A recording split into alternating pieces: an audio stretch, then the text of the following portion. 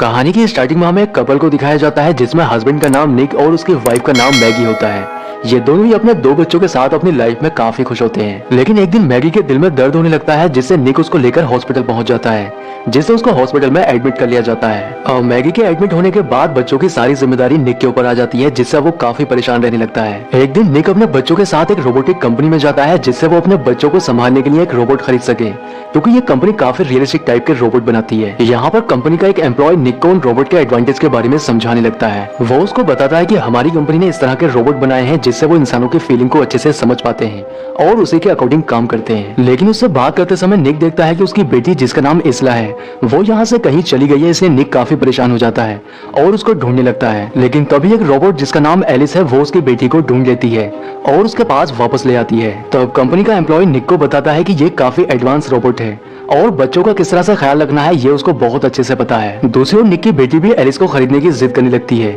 इसलिए वो अपनी बेटी की बात मानकर एलिस को अपने घर ले आता है। एलिस को घर लाकर वो उसको घर के सभी काम अच्छे से समझा देता है और अपने बच्चों को लेकर शाम तक के लिए बाहर चला जाता है। अब शाम को निक जब वापस आता है तब उसे पूरा घर अच्छे से क्लीन मिलता है और इसके साथ ही एलिस ने उनके लिए खाना भी बनाया होता है। लेकिन उसकी बेटी को वो खाना पसंद नहीं आता है क्योंकि उसका टेस्ट उसकी माँ के जैसा नहीं था। रात को एलिस दीवार के सहारे खड़े होकर सो रही होती है। वहीं दूसरी ओर एलिस की बेटी किचन में पहुंचकर एक कुर्सी पर चढ़ती है और एक जार उतारने की कोशिश करती है, लेकिन तभी उसका पैर फिसलता है और वो नीचे गिर जाती है। निक अपनी बेटी की आवाज सुनकर बाहर आता है, लेकिन वो देखता है कि एलिस ने उसको गिरने से बचा लिया है।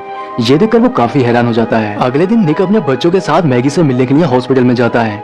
यहाँ पर उसकी बेटी अपनी माँ को बताती है कि एलिस उसकी बहुत अच्छी दोस्त बन चुकी है। अब निक जब अपने काम पर जाता है तब उसके साथी उसको बताते हैं कि कंपनी अपने आधे एम्प्लॉइज को नौकरी से निकाल रही है। अब निक इस बारे में अपने बॉस से बात करता है, तब वो उसको बताता है कि हम इंसानों की जगह रोबोट्स को काम पर रखने वाले हैं, क्योंकि वो बिना थके इंसानों से ज्यादा और बेहतर काम करते हैं। यहाँ पर उसको पता चलता है कि उसके बाकी साथियों को तो नौकरी से निकाल दिया गया है, लेकिन उसको अभी भी नौकरी से नहीं निकाला गया है। रात को एलिस निक को परेशान देखकर वो उसके पास आती है और उससे उसकी परेशानी की वजह पूछने लगती है। तब वो उसको बताता है कि किस तरह से एआई के आने से उसके साथियों की नौकरी जा चुकी है और एलिस उससे कहती है कि आगे की दुनिया ऐसी ही होने वाली है, क्योंकि हमारे जैसे रोबोट बिना थके बेहतर काम करते हैं। आगे से हम देखते हैं कि निक के पास हॉस्पिटल से कॉल आती है जिसमें उसे बताया जाता है कि कल उसकी वाइफ का ऑपरेशन होने वाला है, जिससे अगले दिन निक अपने बच्चों को हॉस्पिटल लेकर पहुंच जाता है।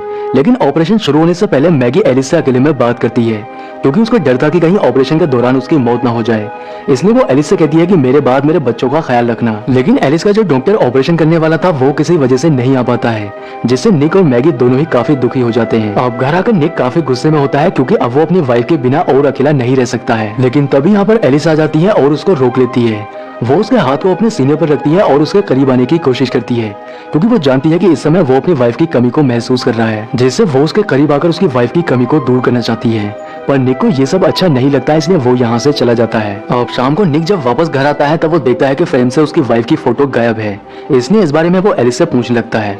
तब वो उसको बताती है कि फोटो देखकर तुम्हें अपनी वाइफ की याद आएगी, इसलिए मैंने उनको हटा दिया है। लेकिन निक उसे वापस फोटो लगाने के लिए कहता है। रात को निक अपने दोस्तों के साथ होता है जो कि जॉब जाने के गम में काफी परेशान होते हैं। यहाँ पर उनका एक दोस्त जिसका नाम मोंटी है वो उन सभी को एक जगह पर चलने के लिए कहता है और सभी दोस्तों को लेकर वहाँ पर जाने लगता है। दरअसल वो उन सभी को लेकर उस कंपनी में पहुँचता है जहाँ पर वो जॉब किया करते थे, और वो निक के पासवर्ड का इस्तेमाल करके एक कंटेनर को खोलते हैं जिसके अंदर बहुत सारे रोबोट्स होते हैं। उनमें से एक रोबोट को बाहर निकालकर मोंटी उसको बुरी तरह से डिस्ट्रॉय कर देता है। आगे सीन में हम देखते हैं कि निक नहा रहा होता है, लेकिन तभी बाथरूम के अंदर एलिस टॉवल लेकर आ जाती है और वो भी अपने कपड़ों को उसके सामने उतार देती है। इसके बाद वो उसके करीब आने की कोशिश करती है और उसकी आंखों पर पट्टी बांध देती है, जिससे वो अपनी वाइफ मैगी को महसूस कर सके। अगली सुबह निक एलिस से माफी मांगते हुए कहता है कि रात हमारे बीच जो भी कुछ हुआ उसके लिए मैं तुमसे माफी मांगता हूँ। लेकिन एलिस उससे कहती है कि मैं तुम्हारे बच्चों का ख्याल रखने के साथ साथ तुम्हारी जरूरतों को भी पूरा कर सकती हूँ। ये सुनकर निक को अच्छा नहीं लगता है और वो अपनी बेटी को स्कूल छोड़ने के लिए चला जाता है। अब निक जब अपने काम पर जाता है तब उसे पता चलता है कि उन लोगों की तलाश की जा रही है जिन्होंने रात रोबोट को डिस्ट्रॉय किया है। निक का बॉस उसे बताता है कि तुम्हारे कोड का इस्तेमाल करके ही इस कंटेनर को खोला गया है, इसलिए अगर तुम्हें इस बारे में कुछ भी पता है तब तुम्हें हमें बता देना चाहिए। थोड़ी देर के बाद निक के पास हॉस्पिटल से कॉल आती है जिसमें उसे बताया जाता है कि कुछ रोबोट्स ने मिलकर उसकी वाइफ का ऑपरेशन किया है जो कि सक्सेसफुल हो चुका है, इसलिए वो अपनी वाइफ को घर लेकर जा सकता है। अब निक अपनी वाइफ को घर लेकर आ जाता है।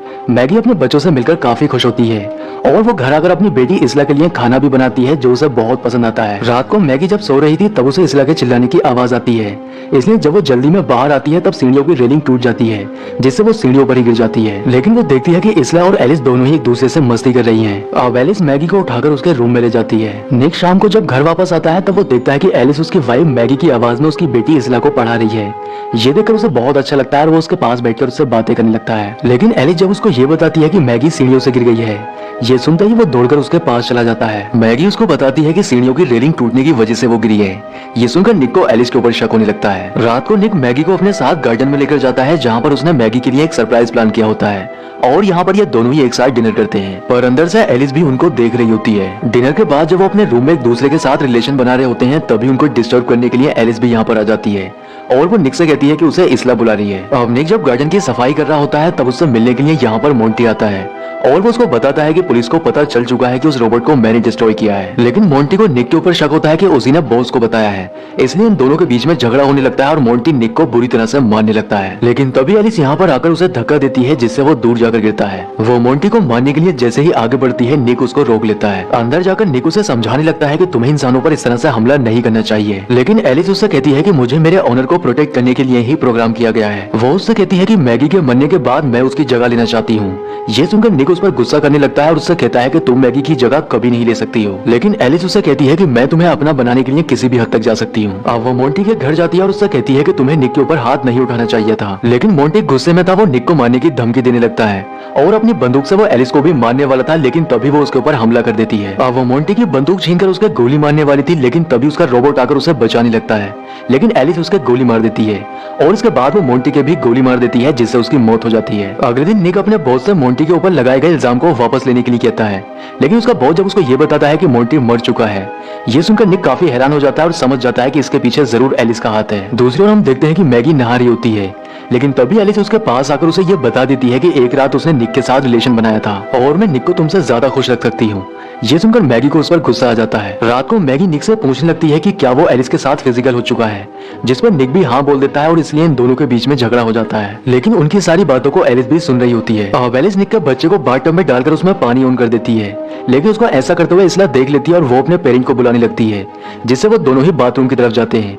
लेकिन बाथरूम का दरवाजा बंद होता है जिससे निक उसको तोड़ने लगता है और मैगी खिड़की से बाहर निकलकर छत से होते हुए बाथरूम तक पहुंचने की कोशिश करती है। वो अपने बच्चे तक पहुंच जाती है, लेकिन एलिस उसके ऊपर हमला कर देती है। लेकिन तभी निक पीछे से आकर लैंप से उसके ऊपर हमला करता है, जिससे एलिस का फेस खराब हो जाता है और तभी मैगी उस लैंप का स्विच ऑन कर देती है, जिससे एलिस को करंट लग जाता है और वो वहीं पर गिर जाती है। अब कंपनी के लोग एलिस को वापस लेने के लिए आ जाते हैं। उधर मैगी निक से अभी भी नाराज होती है, इसलिए वो अपने बच्चों को लेकर यहाँ से चली जाती है। लैब में ले जाकर एलिस की जब जांच की जाती है तब उसके अंदर खुद से ही मूवमेंट होने लगती है और ये देखकर साइंटिस्ट भी काफी हैरान हो जाते हैं। वो उनके पूरे सिस्टम को अपने कंट्रोल में कर लेती है, जिसे साइंटिस्ट भी रोक नहीं पाते हैं और एक फीमेल रोबोट आकर एक साइंटिस्ट को मार देता है। इसके बाद वो दूसरे साइंटिस्ट को भी मारने लगता है। दूसरी ओर निक एक बार में बैठा होता है जहाँ पर एलिस उसके पास आकर उससे अपने प्यार का इजहार करती है और उससे कहती है कि अगर वो उसकी बात नहीं मानता है तब वो उसकी फैमिली को उसी तरह से मार देगी जिस तरह से उसने मोंटी को मारा है। अब निक डरकर यहाँ से भागने लगता है, लेकिन वो उसको पकड़ लेती है, इसलिए निक उसके साथ प्यार का नाटक करता है और उसके ब्रेन की एक वायर खींच लेता है,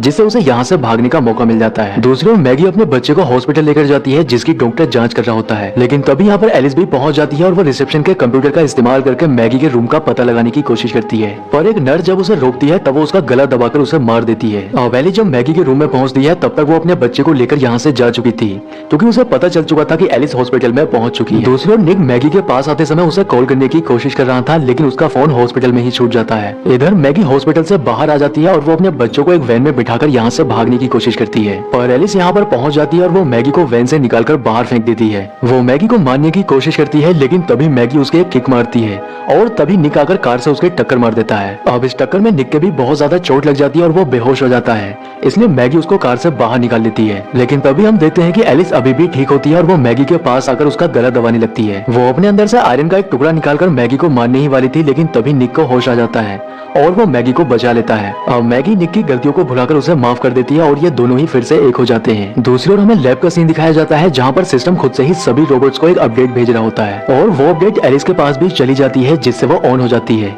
और इसी सीन के साथ मूवी का एंड हो जाता है। दोस्तों, उम्मीद करता हूँ कि आपको वीडियो पसंद आया होगा, इसलिए वीडियो को लाइक और चैनल को सब्सक्राइब जरूर करें। तो मैं आपसे मिलता हूँ